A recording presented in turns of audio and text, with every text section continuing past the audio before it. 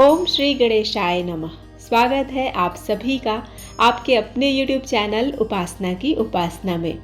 आज की वीडियो में आप सुनेंगे भाद्रपद मास के शुक्ल पक्ष की गणेश चतुर्थी व्रत कथा। मान्यता है कि गणेश जी का जन्म भाद्रपद शुक्ल पक्ष चतुर्थी को मध्याह्न काल में सोमवार स्वाति नक्षत्र और सिंह लग्न में हुआ था। इसलिए यह चतुर्थी मुख्य गणेश चतुर्थी या विनायक चतुर्थी कहलाती है। यह कलंक चतुर्थी के नाम से भी जानी जाती है और लोक भाषा में इसे डंडा चौथ भी कहा जाता है। इस त्योहार में मध्याह्न के समय मौजूद चतुर्थी ली जाती है। इस दिन रविवार या मंगलवार हो तो यह महाचतुर्थी कहलाती है।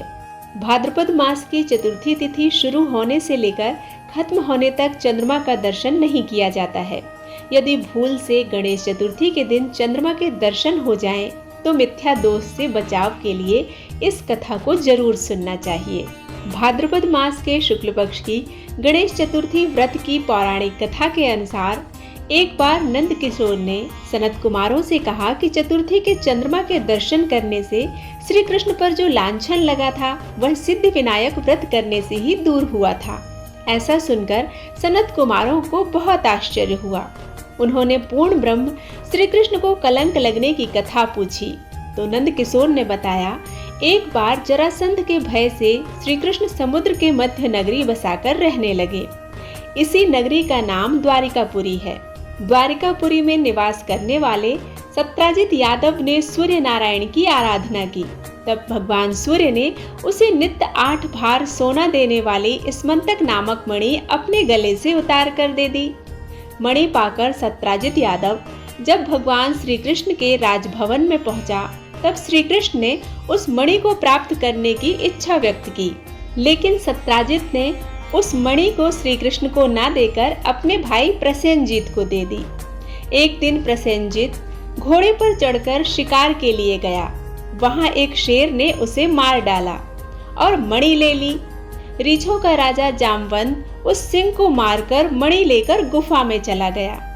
जब प्रसेनजीत कई दिनों तक शिकार से नहीं लौटा तो सत्राजित को बड़ा दुख हुआ।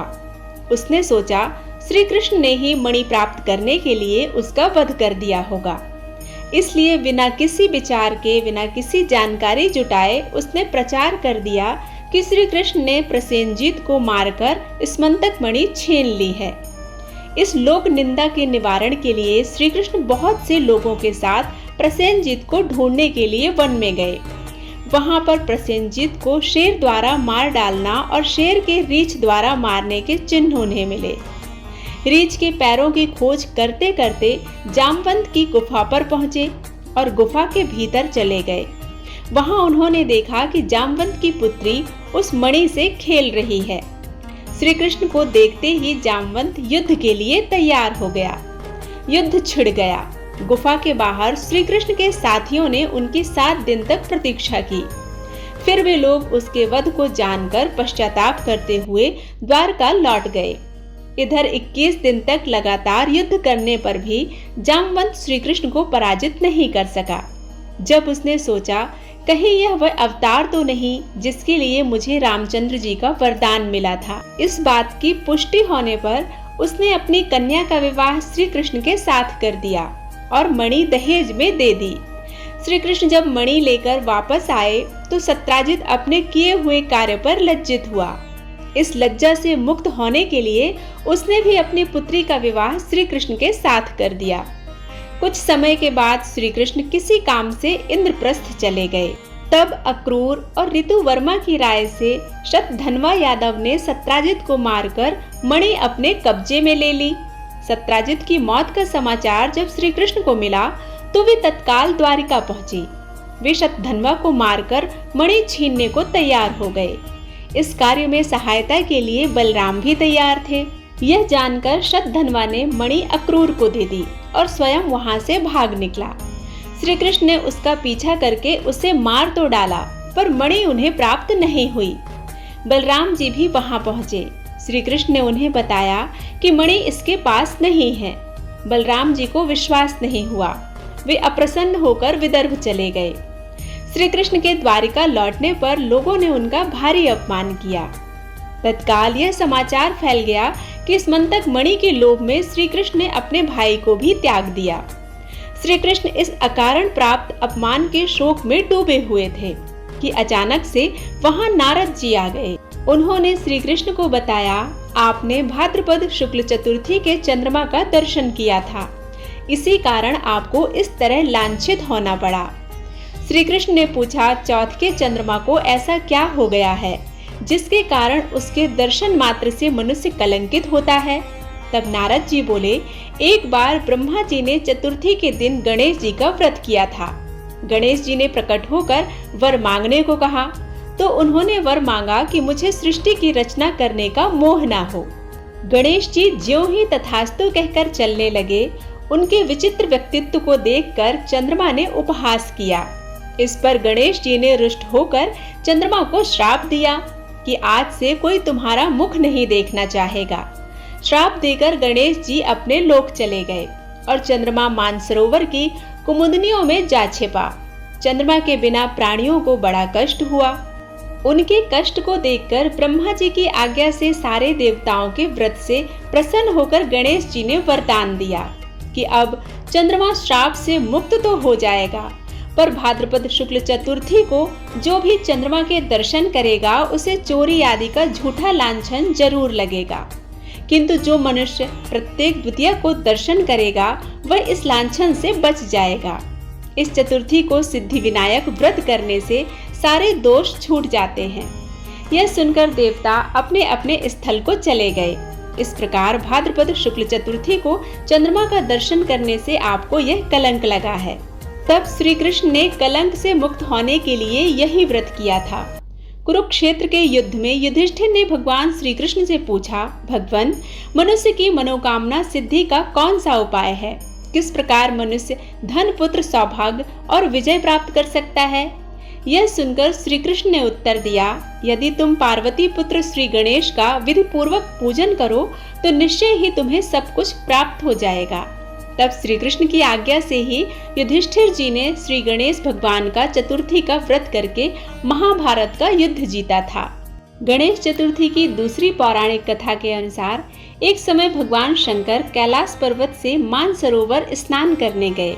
तब भगवान शंकर के वहां ना होने के कारण माता पार्वती ने सुरक्षा के लिए अपने शरीर के मैल से एक पुतला बनाया और उसमें प्राण डालकर उसे जीवित कर दिया। फिर उन्होंने जो पुतला बनाया उसका नाम गणेश रखा। माता पार्वती ने गणेश जी को मुद्गल देकर उन्हें बाहर पहरा देने के लिए खड़ा कर दिया। माता पार्वती ने गणेश जी से कहा कि मैं स्नान के लिए जा रही हूँ, तुम किसी को भी अंदर प्रवेश मत करने देना।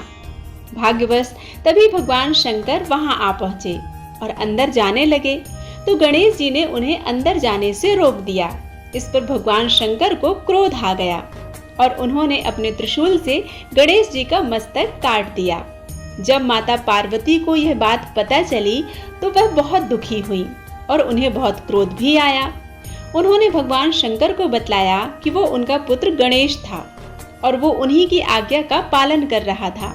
तब सभी देवता वहां आ गए और भगवान विष्णु जी एक नवजात हाथी के बच्चे का मस्तक लेकर आए। उस मस्तक को भगवान शंकर ने गणेश जी के धड़ पर लगा दिया और उनमें पुनः प्राण फूंक दिए। तब कहीं जाकर माता पार्वती का दुख और क्रोध समाप्त हुआ। तीसरी पौराणिक कथा के अनुसार भगवान शिव और माता पार्वती के विवाह को बहुत समय बीत चुका था, लेकिन उनके कोई संतान नहीं हुई। तब माता पार्वती ने भगवान श्री कृष्ण का व्रत किया और उस व्रत के प्रभाव से उन्हें पुत्र की प्राप्ति हुई। उन्होंने उनका नाम गणेश रखा। सभी देवी देवता भगवान शिव और माता पार्वती के पुत्र के दर्शन के लिए वहां पहुंचे। तब शनि देव की दृष्टि से गणेश जी का मस्तक कट गया। तब भगवान विष्णु ने नवजात हाथी के बच्चे का सिर लगाकर गणेश जी के धड़ से जोड़कर उन्हें पुनः जीवित किया। एक अन्य कथा के अनुसार भगवान परशुराम कैलाश पर्वत पर भगवान शिव और माता पार्वती के दर्शन के लिए पहुंचे।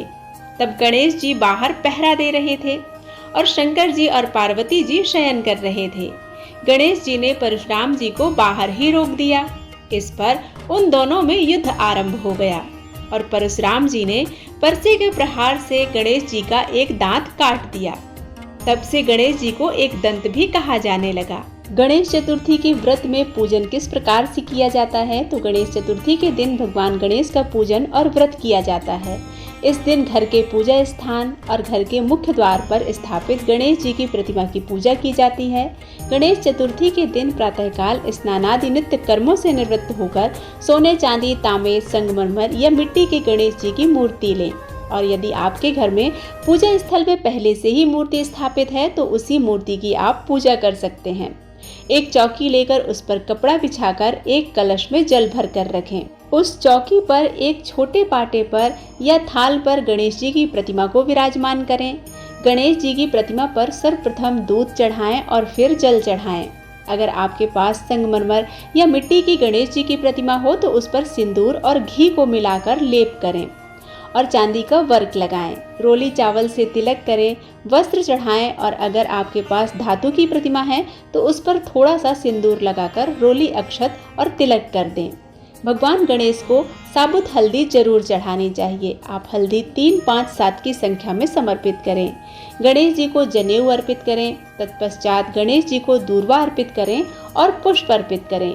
लकड़ी या चांदी के डंडे गणेश जी को अर्पित करें। फिर गणेश जी को गुड़ धानी यानी गुड़ और चीनी से बने हुए लड्डुओं का भोग लगाएं। इसके बाद गणेश चतुर्थी की कहानी पढ़ें, पाठ का महत्व पढ़ें, गणेश चालीसा पढ़ें, अथर्वशीर्ष का पाठ करें और भगवान गणेश के मंत्रों का अधिक से अधिक जाप करें। इसके बाद भगवान गणेश जी की 3 परिक्रमा करें। अगर परिक्रमा करने के लिए जगह नहीं है तो अपनी जगह पर ही 3 बार घूम जाएं। इस दिन इस बात का ध्यान रखें कि आपको चंद्रमा के दर्शन नहीं करने हैं, क्योंकि इस दिन चंद्रमा के दर्शन करने से मिथ्या कलंक का दोष लगता है। भगवान गणेश को भोग लगाने के बाद 5 सुपारी, बतासे, लौंग, इलायची जरूर अर्पित करनी चाहिए। भगवान गणेश की पूजा में जावित्री अर्पित करना चाहिए और भगवान से प्रार्थना करनी चाहिए कि आप कैलाश पर्वत से हमारे घर में विराजमान हुए हैं तो आप स्थिर रूप से हमारे घर में सदा सर्वदा रिद्धि सिद्धि शुभ लाभ के साथ निवास करें और मेरे द्वारा की गई इन 10 दिनों की पूजा में जो भी गलतियां हों उन्हें क्षमा करें। मेरी पूजा को स्वीकार कर मेरे समस्त मनोरथों को पूर्ण कर रिद्धि सिद्धि शुभ लाभ के साथ स्थिर रूप से मेरे घर में निवास करें। इस प्रार्थना के बाद भगवान गणेश को आप दक्षिणा अर्पित करें और ध्यान रखें हर दिन यानी 10 दिनों तक जब आप पूजा करते हैं भगवान गणेश की तो आपको दोनों समय दक्षिणा जरूर अर्पित करनी है। दक्षिणा हम इसलिए अर्पित करते हैं ताकि पूजा में जो भी कमियां रह गई हैं, जो हम वस्तुओं को उपलब्ध नहीं कर पाए हैं, उन वस्तुओं की पूर्ति उस दक्षिणा से हो जाती है। तो इसलिए हमें दक्षिणा जरूर अर्पित करनी चाहिए। गणेश जी पर तुलसी पत्र नहीं चढ़ाया जाता, इसलिए इस बात का विशेष ध्यान रखना चाहिए कि गणेश जी को तुलसी का पत्र अर्पित नहीं करना चाहिए। तुलसी पत्र छोड़कर अन्य सभी पत्र, बेल पत्र, समी पत्र, मदार पत्र, यह सभी पत्र भगवान गणेश पर अर्पित किए जाते हैं। भगवान गणेश की पूजा में दूर्वा दल का विशेष स्थान होता है, इसलिए इन 10 दिनों तक लगातार भगवान गणेश को आप दूर्वा दल जरूर अर्पित करें और यदि संभव हो सके तो श्रीफल भी जरूर अर्पित करें। उम्मीद है वीडियो में दी गई जानकारी और यह कथाएं आपको पसंद आई होंगी।